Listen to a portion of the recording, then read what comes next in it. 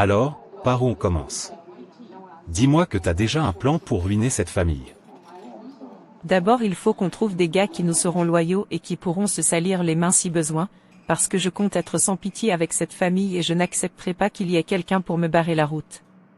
Et comme je ne peux pas sortir d'ici maintenant à cause de la surprise que je réserve à Joshua, tu vas te charger de recruter les gars pour moi. Je te demande de trouver les meilleurs.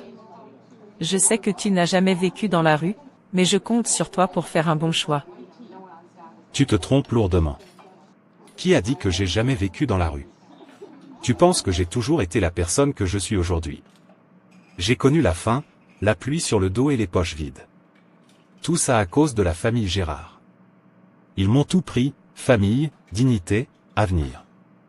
Un homme au grand cœur m'a trouvé un matin sur un banc, il a cru en moi quand personne ne l'a fait, il m'a remis à l'école parce qu'il disait que j'avais un cerveau brillant. Alors ne me sous-estime pas, je sais choisir, et je sais rendre l'appareil. Il y a vraiment des gens qui cachent des secrets ici dehors. Moi qui pensais que j'étais la seule à avoir subi la méchanceté de cette famille. Mais crois-moi, je ne serai pas la dernière personne à subir ça. Je vais leur infliger des pertes et de la peine qu'ils n'oublieront jamais de toute leur vie.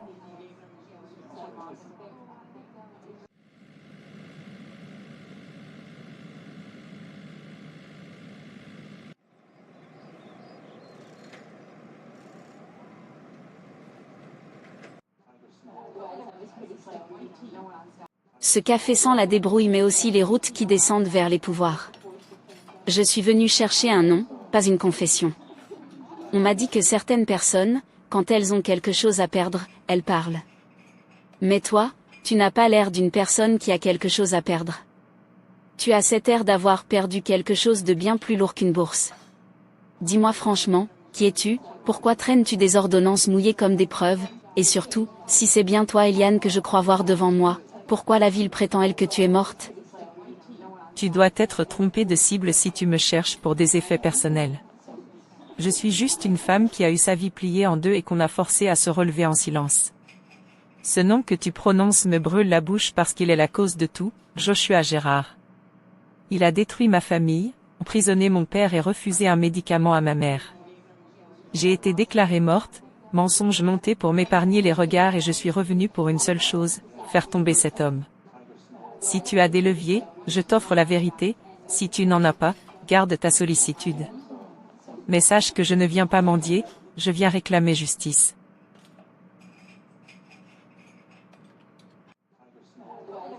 Justice? Le mot est lourd et la ville se nourrit des indices qu'on lui sert. Mais écoute, je connais la façon dont on fait tomber un empire qui croit dormir sur des preuves trafiquées. On ne rugit pas, on ronge. J'ai des connexions politiques et médiatiques, je peux affaiblir sa capacité à acheter des consciences, à inscrire des loyautés. Mais je ne veux pas d'une alliance de comédie, je veux une alliance de sang-froid. Tu me donnes des preuves vérifiables, des noms qui tiennent en main, et je te donne des portes. On retire l'air de l'orgueil de Joshua silencieusement, méthodiquement et quand il réalisera qu'on l'a vidé de son pouvoir, il sera déjà trop tard. Tu veux la chute? Alors, commence par m'apporter ce qu'il faut pour la faire. Ce n'est pas l'endroit pour parler de ça. Tu sais à quel point Joshua est puissant, il a des alliés partout et des informateurs au poste clé. Tu veux vraiment qu'on parle de nos plans ici? Si tu veux, rendez-vous dans un entrepôt à 21h. Là on pourra parler tranquillement et sans craindre. On mettra en place un plan pour les faire tomber. Pour l'instant, je suis ravie d'avoir trouvé une alliée qui a la même rage que moi de détruire cette famille. D'accord, j'attendrai ton message, mais il faut que ce soit vite. Nous avons trop à perdre. Nous devons profiter du fait qu'il croit que nous sommes tous les deux morts. S'il découvre que nous sommes encore en vie avant que notre plan ne soit en action, ça va mal se passer pour nous.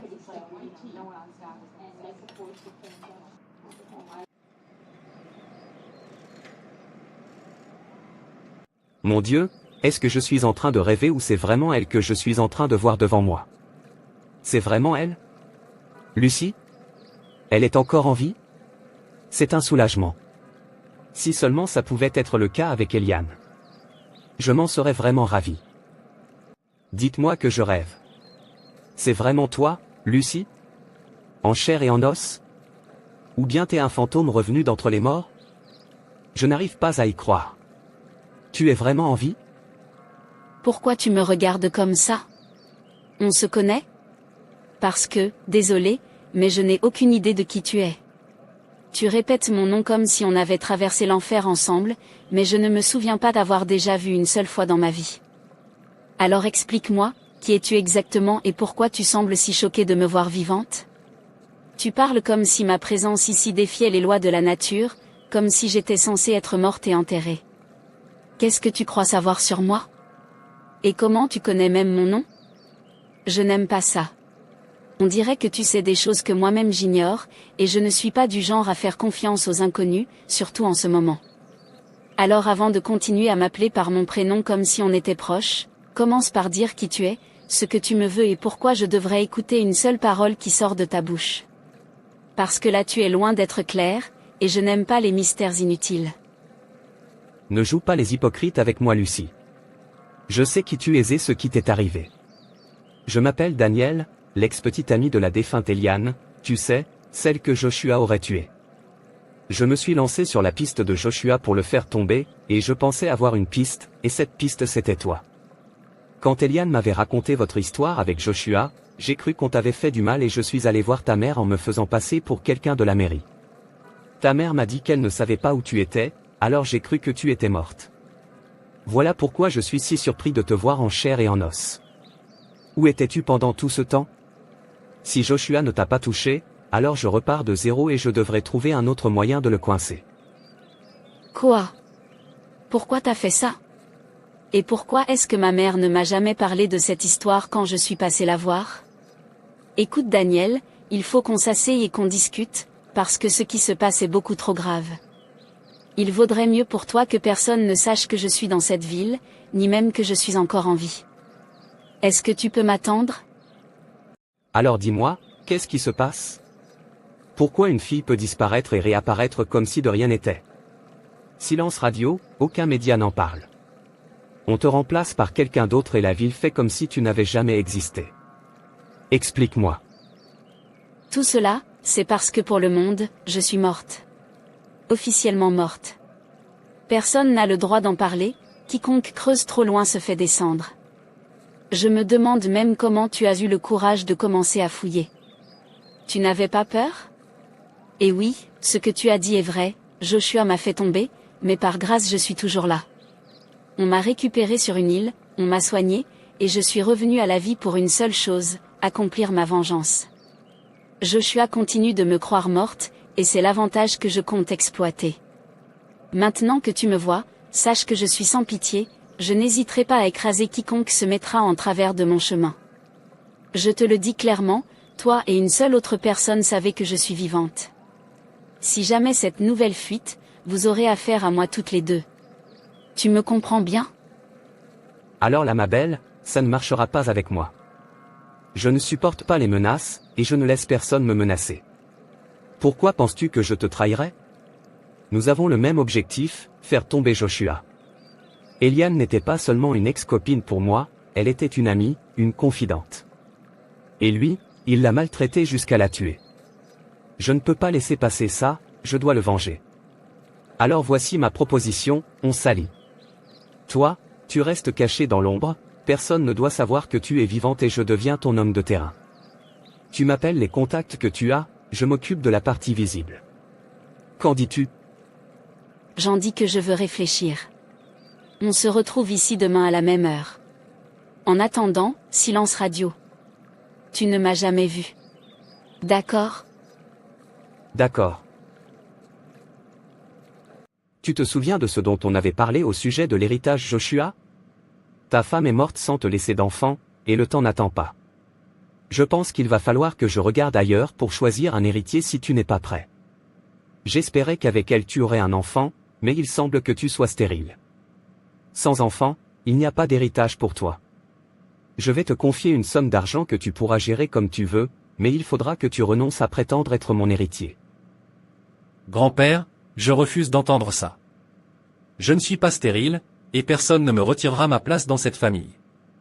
Tu crois que parce que Eliane est morte sans me donner d'enfant, je suis incapable d'en avoir? Tu te trompes lourdement. Je finirai par avoir un enfant, et je porterai ton nom comme héritier, comme tu l'as toujours voulu. Je te demande seulement un peu de patience. Tu m'as appris qu'un homme n'abandonne pas ce qui lui revient, et je n'abandonnerai pas. Donne-moi encore un peu de temps et je te le prouverai. Très bientôt, tu auras ton arrière-petit-fils, et tu seras fier de moi. Mais ne parle plus jamais de me retirer l'héritage parce que je n'accepterai jamais ça. Et comment peux-tu être aussi certain de ne pas être stérile, Joshua? Les promesses et les serments ne suffisent pas à mes yeux. Si tu veux que je te laisse une chance, apporte-moi une preuve irréfutable dans les 48 heures qui viennent, un bilan médical complet signé par un spécialiste, des analyses certifiées, ou, si la Providence est avec toi, la confirmation d'une grossesse en cours. Pas de faux documents, pas de mots doux, une preuve tangible et officielle. Sans cela, je considérerai que tu n'es pas digne de transmettre notre nom et je choisirai un autre héritier qui portera l'honneur de la famille. Tu as 2 jours pour me convaincre, si tu échoues, tourne-toi vers un avenir sans cet héritage et ne crois pas que je reviendrai sur ma décision. D'accord, grand-père. Je te trouverai la preuve que tu veux. Mais monsieur Joshua, pourquoi vous n'avez pas dit à votre grand-père que votre femme est morte enceinte? Il vous aurait cru sur parole, non? Tu es fou ou quoi? Il ne supporte déjà pas l'idée que j'ai tué ma propre femme, et tu veux que je lui annonce en plus que j'ai tué mon enfant? Tu veux ma mort ou quoi? Écoute-moi bien, Harry, cette histoire de grossesse reste entre toi et moi, c'est clair? Personne d'autre ne doit jamais l'apprendre. Je refuse que le monde voie le monstre que je suis vraiment. Aux yeux de tous, je resterai Joshua Gérard, l'homme puissant, respectable et irréprochable. Alors maintenant, on va soigner mon image. On va organiser des funérailles dignes d'une reine pour Eliane. Tout le monde pensera que je le fais par amour pour elle, que je suis un mari brisé par la douleur.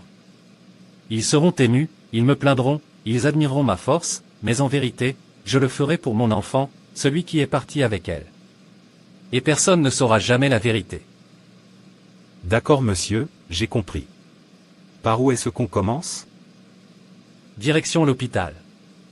On va d'abord demander au médecin de préparer le corps d'Eliane pour les funérailles. Tout doit se passer dans l'ordre et dans l'honneur.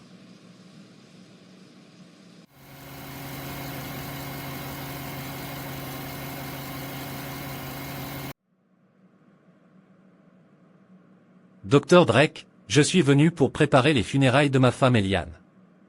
L'hôpital doit mettre tout en œuvre pour que son corps soit prêt pour les funérailles. Monsieur Joshua, je dois vous avouer quelque chose. Le corps d'Eliane a disparu de l'hôpital. Il n'y a aucune trace de ce qui s'est passé. Je ne sais pas comment c'est arrivé. Un instant, il était dans la morgue, là où il devait être, et le suivant, il n'y était plus. Quoi? C'est impossible. Comment un corps peut-il disparaître de cette manière sous vos yeux? Écoutez-moi bien, docteur, si ce corps n'est pas retrouvé dans les heures qui suivent, je fermerai cet hôpital de force. Je ne tolérerai aucune excuse, aucun délai, aucune erreur. Vous comprenez ce que cela signifie? Chaque seconde compte, et je ne resterai pas les bras croisés pendant que quelqu'un joue avec ma famille et mon autorité. Retrouver ce corps n'est pas une demande, c'est un ordre. Si vous échouez, il n'y aura ni pardon ni de compromis. Je veux des résultats, et je le veux maintenant. Monsieur, il semble qu'on ait affaire à un vol. Quelqu'un a emporté le corps d'Eliane. Nous n'avons pour l'instant aucune piste claire, et il nous faudra du temps pour retrouver qui a pu entrer et sortir de la morgue sans laisser de traces. Je vous demande s'il vous plaît, un délai d'1 semaine pour mener une enquête interne sérieuse, fouiller les enregistrements, interroger le personnel et coopérer avec les autorités. Je comprends l'urgence et la gravité de la situation. Je ferai tout ce qui est en mon pouvoir pour rendre des comptes. Un instant monsieur Joshua. Monsieur, j'ai entendu ce que vous avez dit au docteur. Franchement, un corps disparu comme ça va créer plus de problèmes qu'on en veut. Les fouineurs vont se réveiller, les rumeurs vont courir, et vous risquez de perdre la face, voire pire. Alors écoutez-moi, on ne panique pas, on s'adapte. On maintient les funérailles comme prévu, mais on n'expose pas le vide. On enterre un corps de remplacement pour que la foule voie un deuil digne, et vous récupérez votre image. Pendant ce temps, on continue à chercher le vrai corps en silence. Personne dans le cercle ne saura la différence, dehors, on montre la cérémonie, la tristesse, la grandeur. Croyez-moi, c'est mieux que de braquer tout le monde et de laisser la ville creuser trop profond. Alors, on suit le plan. Vous me donnez le feu vert, j'organise. Tu as raison. Ça fait tellement plaisir d'avoir un gars qui sait réfléchir dans son camp. Laisse-moi parler au docteur pour qu'il nous trouve un corps ressemblant à celui d'Eliane. Merci de me comprendre, monsieur. Mon homme vient de me conseiller, on joue autrement maintenant. Tu vas nous trouver un corps ressemblant à celui d'Eliane pour qu'on l'enterre et que personne n'apprenne la disparition réelle. C'est dans tes cordes, docteur, ou tu veux que je demande à mes hommes de s'en occuper? Ça, c'est dans mes cordes. Je peux vous trouver un corps et personne ne se doutera que ce n'est pas celui d'Eliane. Je vous présente mes excuses, j'aurais dû proposer ça plus tôt. Préparez tout ce qu'il faut, de mon côté je ferai le nécessaire pour que le corps soit prêt. Merci pour votre compréhension. Parfait, l'inhumation aura lieu dans 48 heures. J'espère que ce délai vous suffit pour trouver ce corps. Ce délai est largement suffisant pour cette tâche, monsieur Joshua. Comptez sur moi, vous ne serez pas déçus.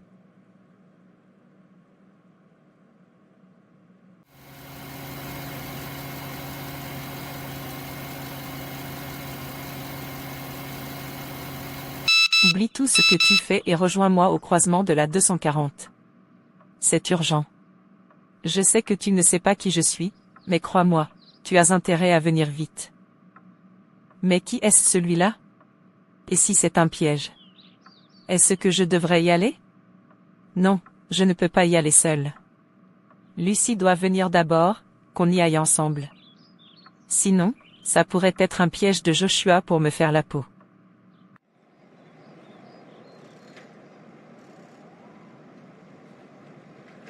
Cette fille ne respecte vraiment pas le temps. Elle m'a donné rendez-vous ici et elle est en retard?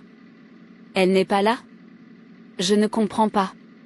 Il y a peut-être quelque chose qui cloche. Pourquoi il n'y a personne ici? Alors qu'elle m'a demandé de la rencontrer ici. Je suis là, Lucie. Putain, mais pourquoi est-ce que tu te caches? Je voulais juste me rassurer que tu sois venue seule. Je vois que la confiance règne entre nous. Tu crois vraiment que je pourrais te trahir? Tu me dégoûtes, Eliane. Et comment veux-tu qu'on avance ensemble si on ne se fait pas confiance? Toi, peut-être que tu ne me trahirais pas, mais celui qui a envoyé ce message, oui. Je pensais que quelqu'un pouvait te suivre, ou un truc du genre. Mais bon, laisse tomber. Comme tu es là, je t'explique, j'ai reçu un SMS disant que je devais me rendre au croisement 240. Numéro inconnu, masqué. Le message disait que je devais tout laisser tomber et venir immédiatement, parce que c'est urgent. Je ne sais pas qui c'est, ni ce qu'il veut. C'est exactement pour ça que je ne voulais pas y aller seule. Donc avant de parler du reste, je pense qu'on devrait aller voir qui est ce type. Moi je joue le jeu, et toi tu me couvres. Qu'est-ce que tu en penses? Je ne pense pas que ce soit une bonne idée. Pour moi, ce n'est pas le moment de se laisser entraîner dans des pièges comme ça. Ce qu'on peut faire, c'est forcer cette personne à se montrer. Et quand on verra que c'est quelqu'un de confiance, alors on pourra se montrer à notre tour. On ira à cet endroit, mais pas exactement à l'adresse donnée. On restera un peu à l'écart et on attendra que cette personne se montre. Si on voit que c'est fiable, alors seulement, on interviendra. Alors on va faire comme ça. On y va? Super. En passant, il y a un type qui pleure presque ta mort. Il est inconsolable, limite pathétique. Il prétend être ton ex, ton grand amour d'avant, je ne sais pas trop. Il s'appelle Daniel. Je ne sais pas si je devrais lui dire que tu es encore en vie, parce que franchement, ça ne tourne pas rond dans sa tête en ce moment. S'il continue comme ça, il va se faire descendre. Le gars veut se jeter dans la gueule du loup, foncer droit sur Joshua sans même avoir l'ombre d'un plan. Et tu sais comme moi qu'avec un type comme Joshua, si tu n'as pas une stratégie solide, tu signes ton arrêt de mort. Alors je te demande, est-ce qu'on peut compter sur lui ou c'est juste un poids mort qui va nous ralentir? J'attendais le bon moment pour te parler de lui. Il n'a pas commencé aujourd'hui. Ça date d'avant même qu'on m'annonce morte. Il voulait se venger et je l'en ai empêché parce que je savais qu'il se ferait tuer s'il fonçait seul. Même maintenant, s'il reste livré à lui-même, il va finir par se faire descendre. C'est pour ça qu'on doit être derrière lui et construire un plan solide, ensemble. Il est rongé et enragé, il a la hargne mais pas la méthode, il agit comme un amateur qui s'attaque à un professionnel. Donc oui, on peut compter sur lui à condition qu'on le guide. Toi et moi ne pouvons pas nous montrer en public. Alors qu'il joue le rôle de l'homme de terrain, on lui donne les ordres, il exécute. D'accord, c'est bien. Ça nous fait un allié de plus. Dis-moi, quels autres alliés avons-nous? Si on veut faire tomber cette famille, 3 personnes ne suffiront pas. Il nous faudra du monde pour réunir nos forces et nos idées. Qui d'autre est à nos côtés? Le docteur Nestor est aussi de notre côté. C'est lui qui a orchestré ma mort et menti à Joshua. C'est grâce à lui que mon soi-disant corps a disparu de l'hôpital sans que personne ne comprenne comment. Il est aussi parti me trouver des gars prêts à se salir les mains, des types loyaux qui pourront agir quand il le faudra. Il n'est pas encore revenu, mais je compte déjà sur lui, parce qu'il a prouvé qu'on pouvait lui faire confiance. Pour l'instant, c'est tout ce que j'ai comme allié. C'est déjà un beau début. Mais si on pouvait trouver un allié proche de Joshua, quelqu'un à l'intérieur de son cercle, là ce serait un vrai coup de maître. Pour ça, j'ai déjà quelqu'un en tête. Écris-lui un message, dis-lui de se montrer s'il veut te voir. Ok.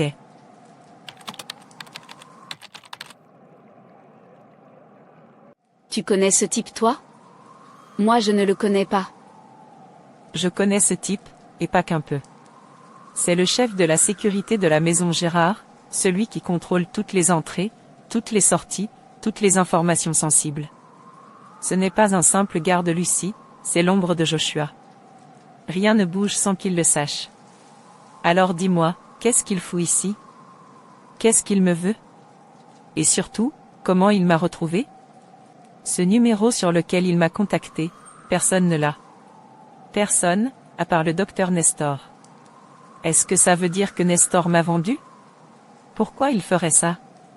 Quel intérêt il aurait à me piéger après avoir risqué sa vie pour simuler ma mort? Ça n'a aucun sens. Ça me perturbe Lucie, quelque chose cloche dans toute cette histoire. Et maintenant il veut que je vienne seule? Sérieusement? Dis-moi, est-ce que tu crois que je devrais aller à sa rencontre? Non, on ne doit pas prendre ce risque, Eliane. Ce mec n'est pas n'importe qui, c'est le chef de la sécurité de la maison Gérard. S'il est là, ce n'est pas un hasard. Soit il cache quelque chose, soit il veut quelque chose de toi. Dans les 2 cas, c'est dangereux. Je refuse de te laisser aller à sa rencontre comme ça, à l'aveugle. Pas tant qu'on n'a pas compris ce qu'il sait, ce qu'il veut, et surtout pour qui il roule vraiment. On ne doit pas se précipiter. On fait demi-tour, on rentre, on analyse tout ça, on met les pièces du puzzle ensemble et on revient avec un plan solide. Allez viens. On bouge maintenant. Non, donnons-lui une chance de s'exprimer. Toi, tu restes caché et moi je fonce. Si quelque chose arrive, continuez sans moi. Si vous avez besoin d'argent pour poursuivre, un message contenant mes informations bancaires vous parviendra dans 3 jours. Je l'ai programmé, si je ne clique pas sur un bouton pendant 3 jours, il partira automatiquement. Je vous souhaite de réussir la lutte si jamais ça tourne mal pour moi. Non Eliane, tu ne peux pas te jeter dans la gueule du loup, c'est beaucoup trop risqué. Tu veux tout régler maintenant, je le vois, mais courir seul vers un chef de la sécurité de la maison Gérard, c'est signer ton arrêt de mort si c'est un piège. Rappelle-toi pourquoi on s'est caché, pour survivre, pour frapper au bon moment. On a besoin de toi vivante. Laisse-moi analyser ses gestes, ses allées et venues, trouver qu'il a envoyé et préparé une sortie de secours.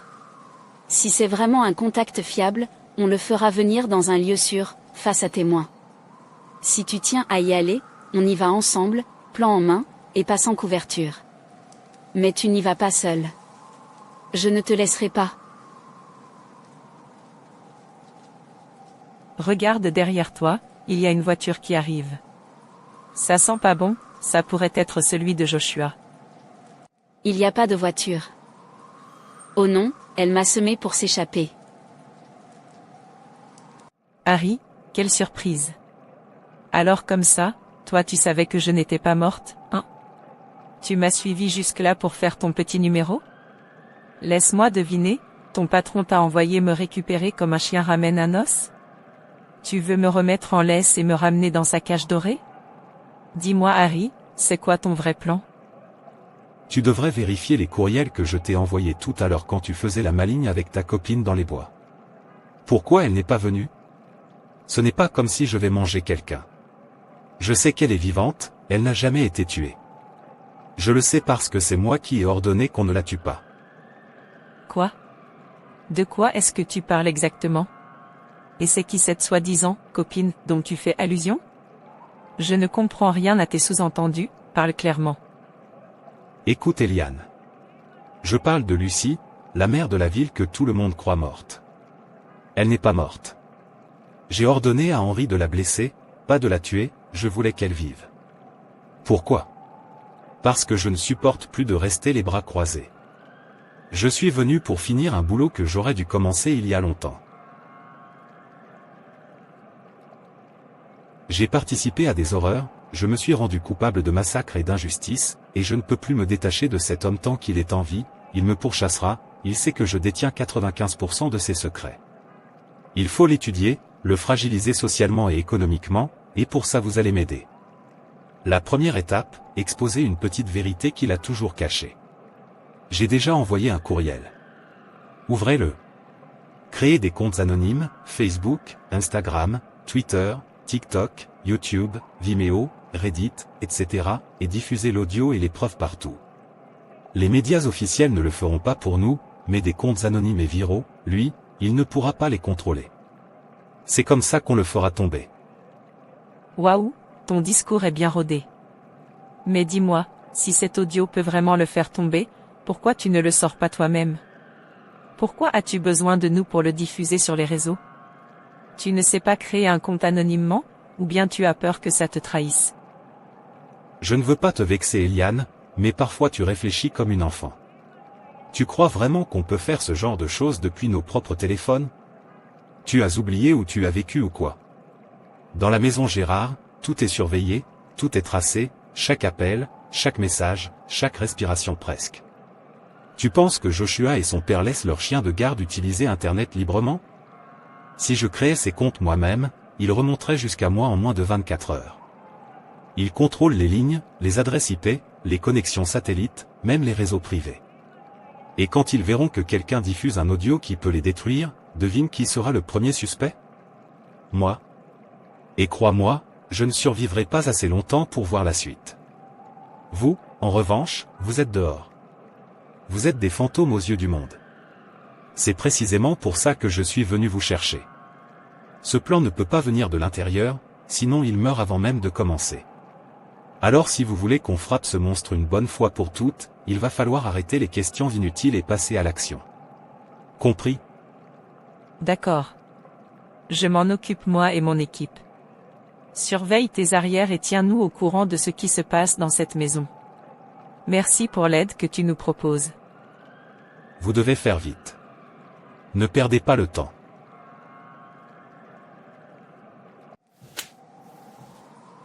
Ça c'est pour m'avoir semé.